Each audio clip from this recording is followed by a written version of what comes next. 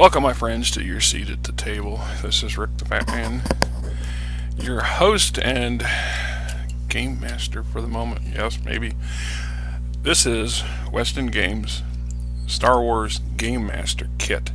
This was a later installment that came out in the second year or so, if I can give or take, and it expanded on the original box, or the original core book, to give you some additional information. And one of the things I found very useful this particular installment is that for somebody who may be new to running and creating a game,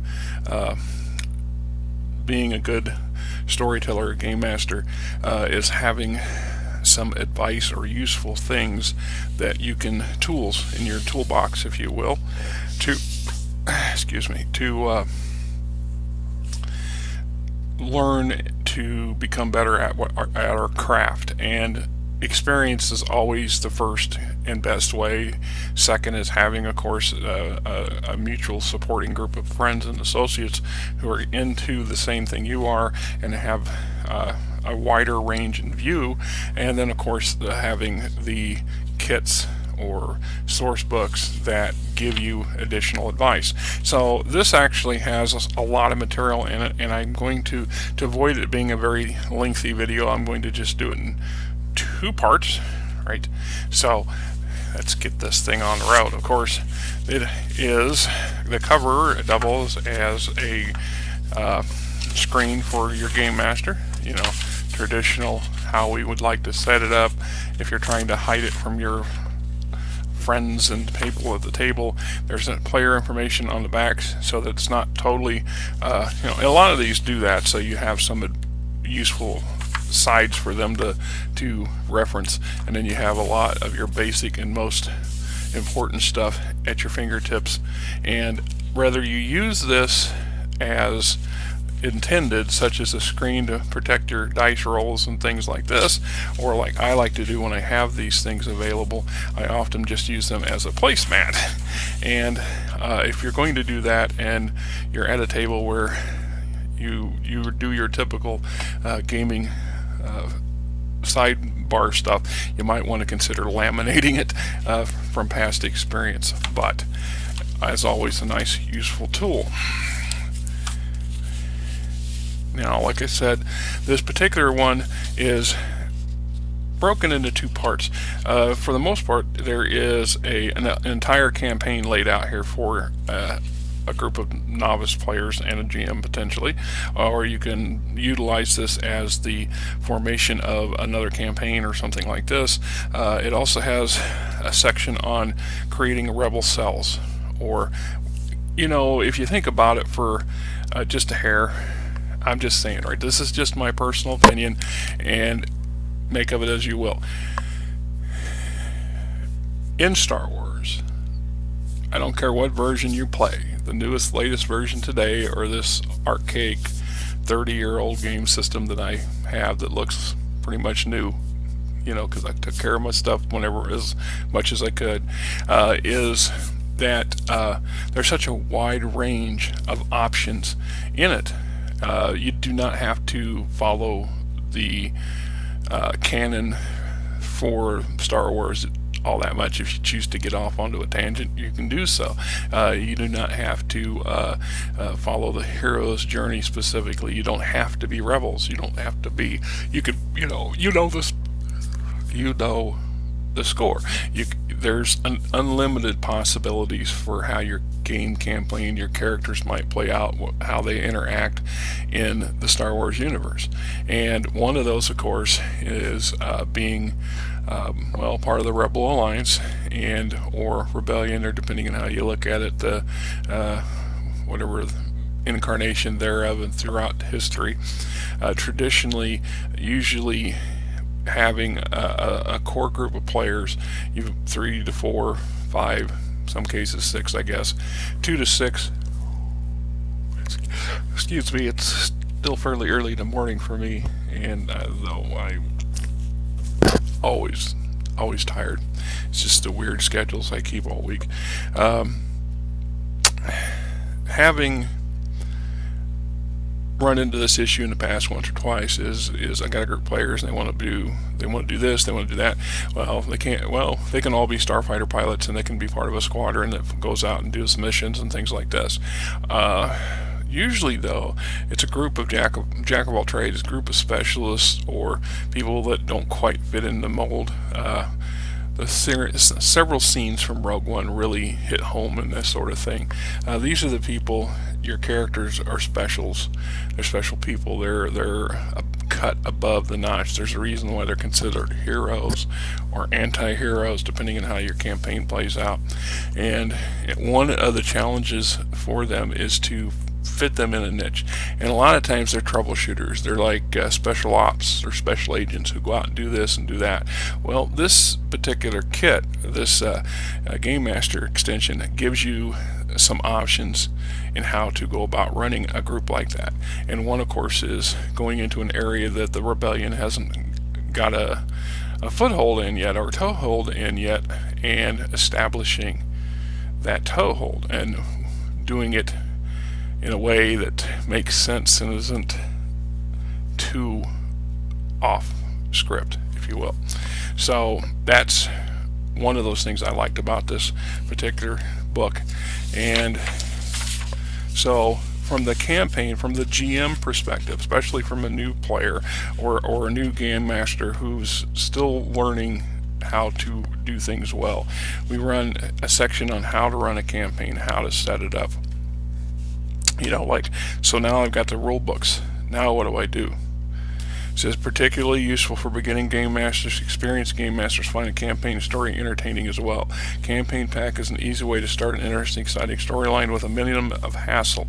While many gaming groups play self-contained adventures, much like Star Wars modules published by West End Games, a campaign is a way of making adventures more fun by gradually adding more elements, danger, and adventure as the story progresses. What is a campaign? How do we define a campaign? A Star Wars campaign. What is the role of the game master if you're not familiar with it, or you don't already have your version or your idea of what that ought to be? The players are always the heroes. The first rule of Star Wars universe is the characters are heroes, capital letters. They aren't supposed to be perfect. They may even do a few illegal things like smuggle, but they are supposed to be decent, caring human and alien beings at heart. They are interested in doing what's right, although perceptions of right can vary considerably. Make it real. Second important thing is to make sure the players know the Star Wars universe is three-dimensional. They can't feel that if they look in the wrong direction, they'll see huge stage lights and actors rehearsing their lines. Star Wars universe is a living, breathing entity with weapons of incredible destruction, intelligent machines as common as household appliances, and more alien races than anyone can imagine. The characters are important. Another important facet of Star Wars campaign is to let the players know their actions matter. The campaign should be independent, or at least distance from the actions of Luke, Leia, and Han, etc. Ensure consistency. Change is the only constant. Of course, consistency doesn't mean things never change. Star Wars universe isn't static. Your campaign should reflect this. New speeder models are released every year. Improved droids are built. Governments rise and fall. People live and die. Planets are struck by famine. What is true yesterday may have changed today, etc., etc. Flesh out the campaign. This is something, right? Let's see. This is something that I have had a lot of discussion and debate about for years with friends and family, gaming associates on these various channels, the Facebook channels and things like this. And sometimes not everybody sees things the way the Fat Man sees things, and that's perfectly acceptable. I believe in a well fleshed out campaign. So for example, in my play-by-post that I'm running through D&D Beyond, I have 5 players, and we've been playing going on 10 months now. That's pretty good, right? In game, it's only been about 6 days. It's taken us 10 months to cover 6 days because we have a very intensive story-based game, and in it, the city of Tarantus from Judges Guild plays an important role. So does the NPCs, and I don't like using most of my NPCs either one-offs where you just bump into them and that's that, or they're reoccurring characters. And part of fleshing out a campaign, adding interesting characters, some of the very tenets of what's in this book explains that, and this is what helps increase the flavor of the game. You know, you don't have to go into great length and detail of having backstory and development arcs for these NPCs or for the environment to have it flow well and to fill in the niches and to give some weight to what the character or the player characters are doing and interacting and feeling, and still be effective. And some people do a good job of this, and some people not so much. And some people don't even consider it as an issue. They don't care about it, right? Well, you're playing in Star Wars. Everybody knows Star Wars. You don't need me to tell you about the galaxy. Okay, that's true. But if all they ever do is interact with two-dimensional characters and cookie cutter cutouts and once again, a very narrow box, and a sandbox, very narrow one, very shallow one, perhaps mistaken occasionally for a litter box. Just saying, you get what you pay for. Your experience is what you get out of what you put into it. So if you put more into it, the more richer your game experience will be for both the player and the GM and anybody in between.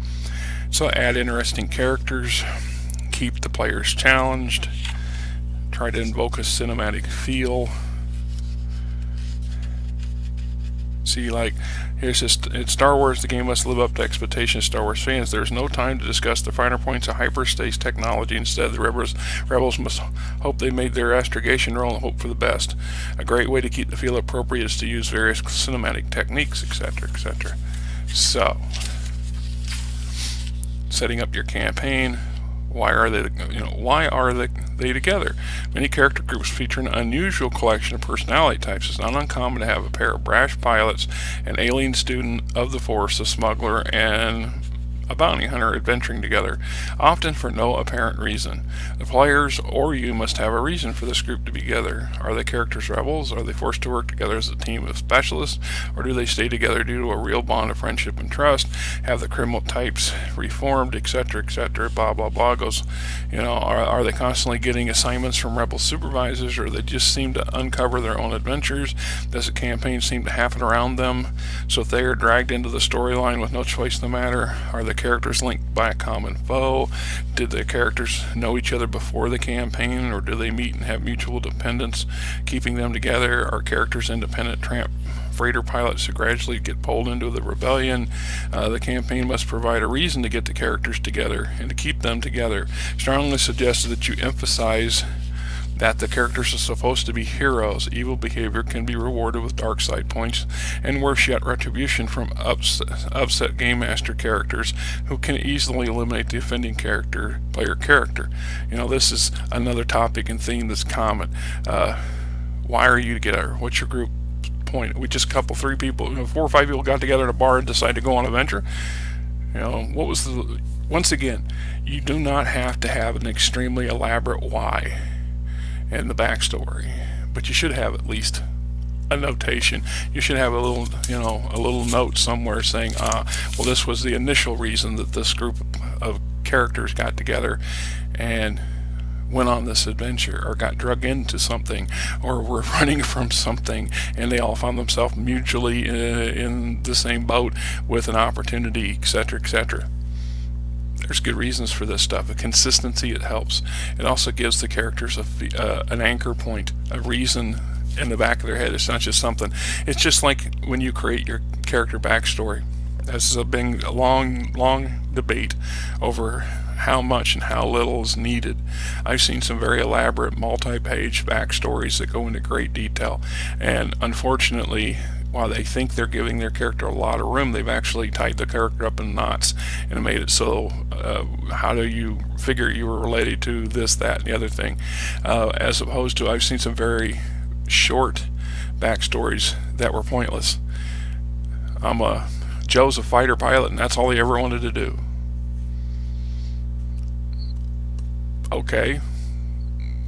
So where was Joe from? Where was he born? Now you can have a paragraph or two and be very detailed, very straightforward, even a small list.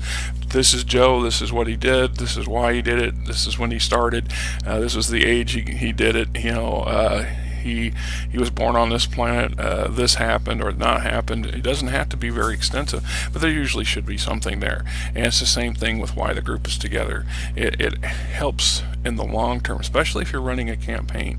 And that's just my experience. If many of you who view this stuff are quite veterans and set in your ways, and you have your own opinions and takes on it, and right on.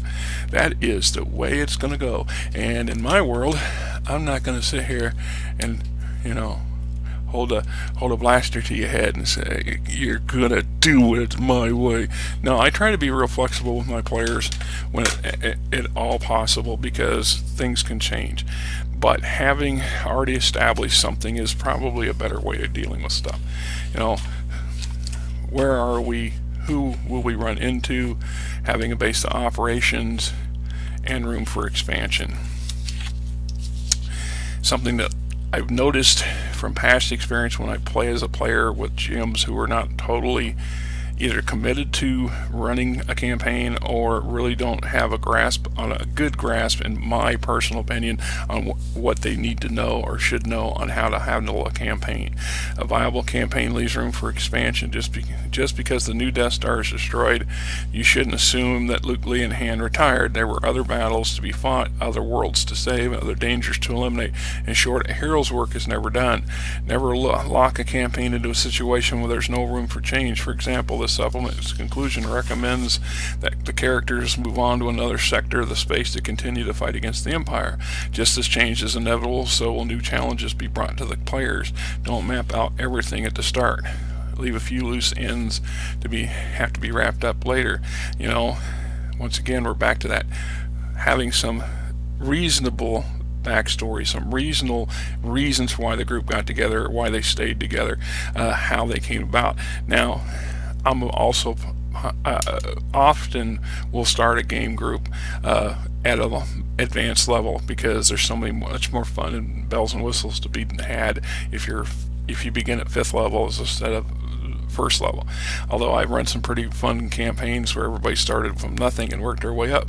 But if you go between campaigns, and a campaign can last 6 or 8 sessions, it can last 6 or 8 years. It's just, like I said, my play-by-post is going on a year, not quite a year yet, and they're just now getting to the meat and potatoes of the adventure and the conspiracies and finding the answers. They're finally getting more of the answers to put together what they need to do and how, and then they have to decide how to achieve it. So it could be another 6 months, it could be next year before they conclude the campaign. So having known this, these characters start at an advanced level. Well, they've got experience, they've got in-game or in-world experience, and they're more fleshed out, they're more developed. And the idea being is, like, after the first Death Star is blown up and before the second one's blown up, there's a period of time in between. And in Star Wars, the movies show a little bit of Luke going off and getting some more training at the hands of Yoda, and then Han and Leia are having a few adventures before they get to Bespin, or after Bespin. Han mostly in Carbonite. He's not aware of the adventures that went around him, but we know from the now Legends books that there was a lot of stuff that went on that theoretically didn't happen at the game table. So the seats were empty during those other campaigns. So when they got back together again at the table to fill those seats and pick up their characters, and their characters had advanced a number of levels, this is why. And we don't have to have an elaborate, extremely detailed backstory as to what happened, but having a little bit of information, a little bit more fleshed out backstory helps. That's why we'll go back to that full circle a bit, where, like I said, I'm a little bit of a fan of not having done the overdone backstory, because you leave yourself room for your character to grow and develop and to add things as you go.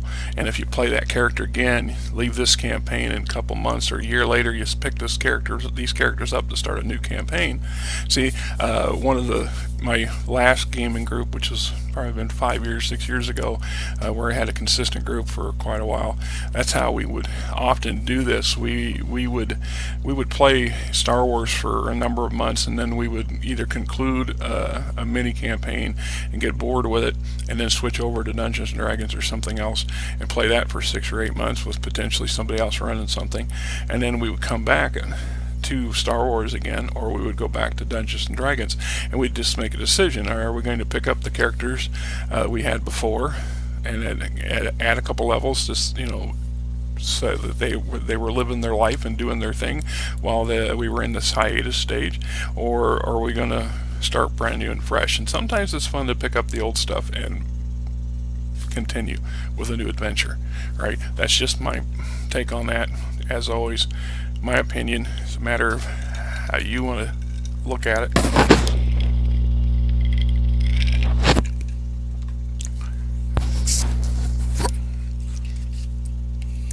And then I'm going to switch. I'm not going to get to the campaign because I want to do that different.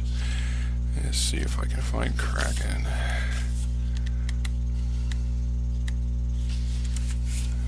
This is another section, Rebel Cell Construction. So, in general, most information contained in Star Wars Supplement is directed at you alone, the GM. A Rebel Cell Construction should be read by your players as well as you, for it contains information they can use for successfully complete the Bissillirus campaign. According to the Alliance, this transcript comes from actual briefing given to young rebels before they went out to organize a rebel cell and information network. Only the names have been changed to protect the guilty. So the rebels, step 1, setting up your system, how you should go about it. Step 2, an Imperial presence. How thick, how much of an Imperial presence, how dedicated are they, how corrupt are they, the system, have as much developed information on the campaign system. Is it one planet? Is it a star system with numerous planets, moons, asteroid belt, that kind of thing? Is it several star systems interlinked where the characters are going to be hopping back and forth between systems? Having that partially established in advance helps. You can, and I was guilty of this when I was younger. The younger I was, the more detail-oriented I wanted to be, the more stuff I wanted before we started, and that often led to an awful lot of work, which was fun. Part of the fun for a GM is world building and creating. But I also learned over the years that sometimes it's better just to put down a rough framework, an outline, if you will, of this, that, and the other thing that's in that star system or on that planet, and then leave plenty of room for extra, because as the campaign goes, as the players plays, as we sit down at our table and fill our seats, things tend to migrate and change, and the players indirectly or directly can influence how your environment fills in or changes. So leave room for growth and for adaptation, and don't be afraid to chunk pieces of it and replace it with something more appropriate to how the game is being ran or how the game's been progressing. Access the resistance. Try to decide in advance just how many people or how much of a chance in the particular planet or system is there going to be people who are not happy with the status quo of the government, because that's a common mistake, I think, is to assume that just because in Star Wars everybody's in rebellion, and that's not true.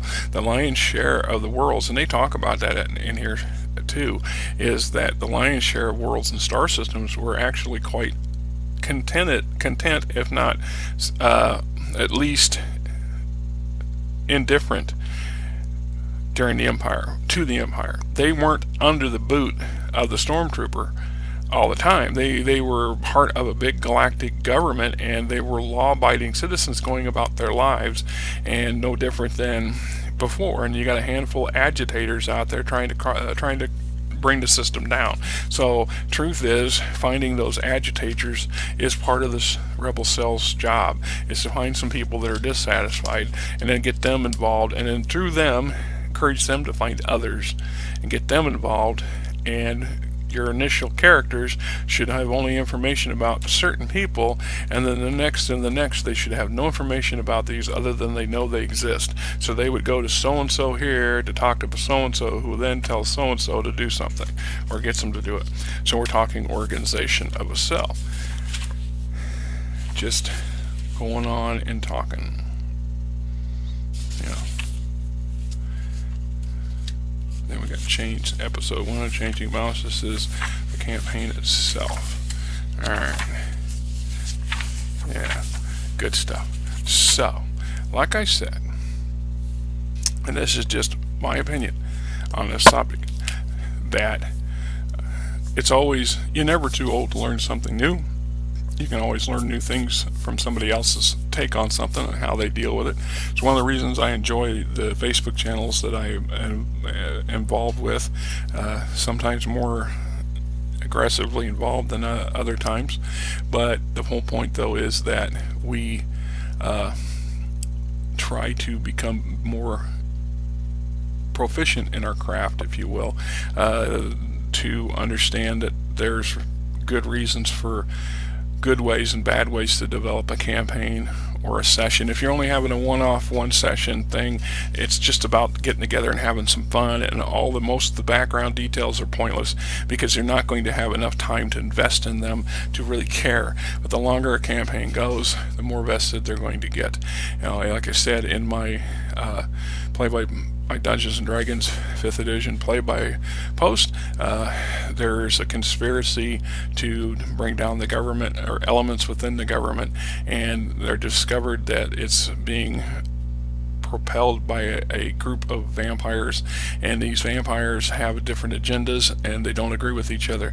So there's this vampiric war beginning to build up behind the scenes, and the characters are in the middle of it to some degree. One of them is actually empathetic to one element of the vampire issue, and much to the chagrin of the rest of the players, because they're still trying to understand, what side she's on, or she really understands just how horrific these undead beasts can be, especially when they gain foothold in the halls of power, and that there's a bigger conspiracy behind this.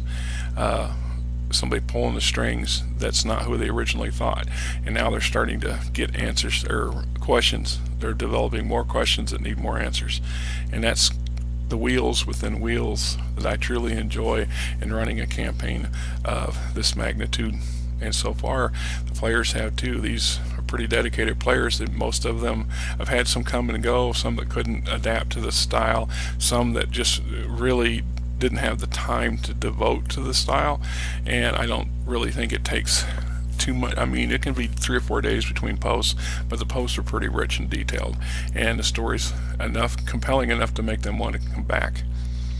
And isn't, at the end of the day, having fun, having the players vested enough to want to know what's going to happen next and how their character is going to figure out and solve and save the day, to be the hero that they are supposed to be. Till next time, this is the Fat Man saying, game on.